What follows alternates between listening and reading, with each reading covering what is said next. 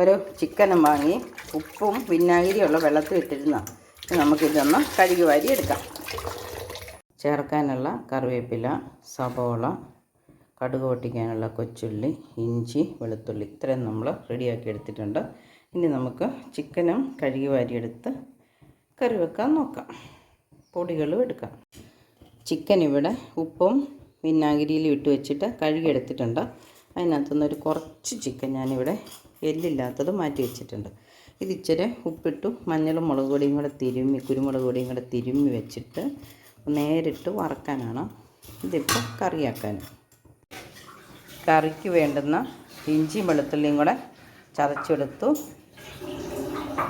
അതിനകത്ത് തന്നെ ഇട്ടാണ് പച്ചക്കാന്താരി ഇല്ല വെള്ളക്കാന്താരി ചതച്ചെടുത്തിട്ടുണ്ട്. അപ്പോൾ ഈ ഇഞ്ചിയുടെയും വെളുത്തുള്ളിയുടെ അല്പം അതേ പറ്റിയിട്ടുണ്ട്, അതുകൊണ്ടാണ് അതിനൊരു കളർ വ്യത്യാസം. വെള്ളക്കാന്താരി ചതച്ചെടുത്തിട്ടുണ്ട്.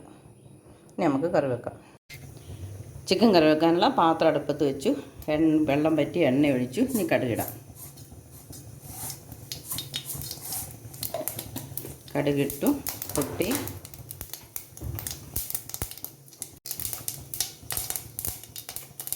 ഇഞ്ചി വെളുത്തുള്ളിയും കൂടെ ചതച്ചതാണ് ആദ്യം ഇടുന്നത്. മുളകും കാന്താരി വെള്ളക്കാന്താരി ഇടും. ഇഞ്ചിയും വെളുത്തുള്ളിയും കാന്താരി മൂത്തിട്ടുണ്ട്. ഇനി നമുക്ക് സബോള പൊടിയായിട്ട് അരിഞ്ഞത് ഇട്ട് കൊടുക്കാം. ഒരല്പം ഉപ്പ് ഇട്ട് അതൊന്ന് വഴറ്റിയെടുക്കാം. ഇനി നമുക്ക് തക്കാളി അരച്ചത് ചേർക്കാം. ഒരു തക്കാളിയാണ് എടുത്തത്. അതിൻ്റെ തൊലിയും കുരുവും കളഞ്ഞിട്ട് അരച്ചതാണ്. ഇതൊന്ന് വെള്ളം പറ്റി കഴിയുമ്പോൾ പൊടികൾ ചേർക്കാം. തീ ഒന്ന് കൂട്ടി വെച്ച് പെട്ടെന്ന് ഇളക്കി എണ്ണ തെളിഞ്ഞ് വരട്ടെ. ഇനി നമുക്ക് വേണ്ട പൊടികൾ എടുക്കാം. ഒരു 1/2 സ്പൂൺ മഞ്ഞൾപ്പൊടി,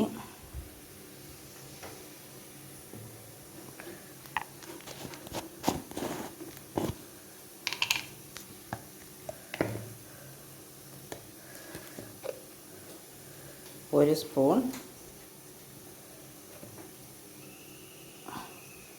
മുളക് പൊടി,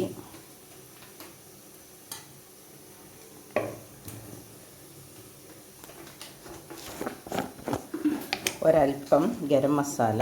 ബാക്കി ഗരം മസാല നമുക്ക് അവസാനം ഇടാം. ഒരു കുറച്ച് 1/2 സ്പൂൺ ഗരം മസാല. ഇനി മല്ലിപ്പൊടി എൻ്റെ അടുത്ത് തീർന്നു പോയായിരുന്നു. ഞാനിപ്പോൾ പൊടിച്ചതേ ഉള്ളൂ.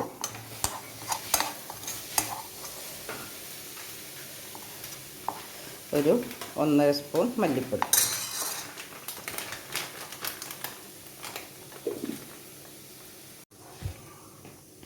നമുക്കല്പം കുരുമുളക് പൊടിയും കൂടെ ചേർക്കാം. അല്പം കുരുമുളക് പൊടി ഇനി അവസാനം ചേർക്കാം. ഗരം മസാലയും കുരുമുളകും. തക്കാളിയുടെ വെള്ളമൊക്കെ പറ്റി എണ്ണ തെളിഞ്ഞു. ഇനി നമുക്ക് പൊടികളിട്ട് കൊടുക്കാം. ഇവിടെ എടുത്തു വെച്ചിരുന്ന പൊടികൾ: മല്ലിപ്പൊടി, മുളക് പൊടി, മഞ്ഞൾ പൊടി, ഗരം മസാല, കുരുമുളക് പൊടി, കാശ്മീരി ചില്ലി പൊടിയാണ്. ഇനി നമുക്ക് ഇതിലേക്ക് ചിക്കൻ ആഡ് ചെയ്ത് കൊടുക്കാം.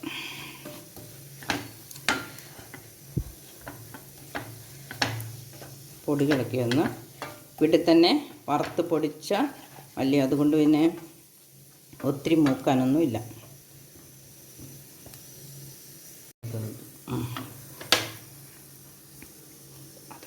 അതൊന്നും മാറ്റാം. ഇനി നമുക്ക് ചിക്കൻ ചേർത്ത് കൊടുക്കാം. നേരത്തെ ഒന്നും മഞ്ഞളും മുളകും ഒന്നും തിരുമ്മി വയ്ക്കാത്തതാണ്. അതുകൊണ്ട് ഈ മസാല ഇതിലേക്ക് ഒന്ന് ഇളക്കി നന്നായിട്ട് പിടിപ്പിക്കണം. അത് കഴിഞ്ഞിട്ട് അപ്പോൾ അതൊന്നിനി ഇളക്കി നന്നായിട്ട് പിടിപ്പിക്കാം.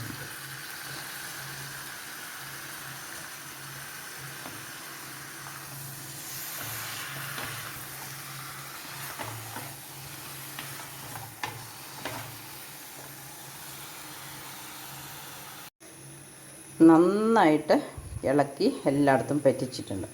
2 മിനിറ്റ് ഇളക്കി. അപ്പോൾ നന്നായിട്ടൊന്ന് ചൂടായിട്ടുണ്ട്. ഇനി നമുക്കിതൊന്ന് ഒരു 2 മിനിറ്റ് മൂടിയും കൂടെ വയ്ക്കാം. 2 മിനിറ്റായി. നമുക്കൊന്ന് നോക്കാം. തിളച്ച് വെള്ളമൊക്കെ ആയി വരുന്നുണ്ട്. ഒത്തിരി ഒന്നും ആയില്ല, എന്നാലും ഒരല്പസമയം കൂടെ തീ കുറച്ച് മൂടി വെക്കാം. എന്നിട്ട് നമുക്ക് തീ കൂട്ടി വെച്ച് വെള്ളമായി കഴിയുമ്പോൾ തീ കൂട്ടി വെക്കാം.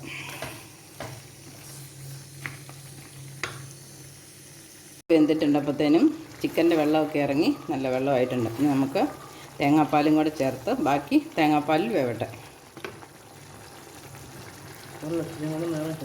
ഒറ്റ മിനിറ്റ്, ഒരു കഷ്ണം വെന്തോന്ന് നോക്കട്ടെ.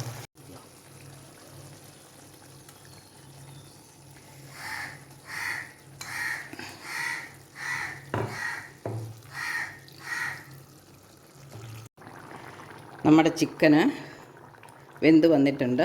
നമുക്കതിനകത്ത് കറിവേപ്പില ഇട്ട് കൊടുക്കാം. തീ കുറച്ച് 1 മിനിറ്റും കൂടി ഇരുന്നിട്ട് നമുക്ക് സ്റ്റൗ ഓഫാക്കാം.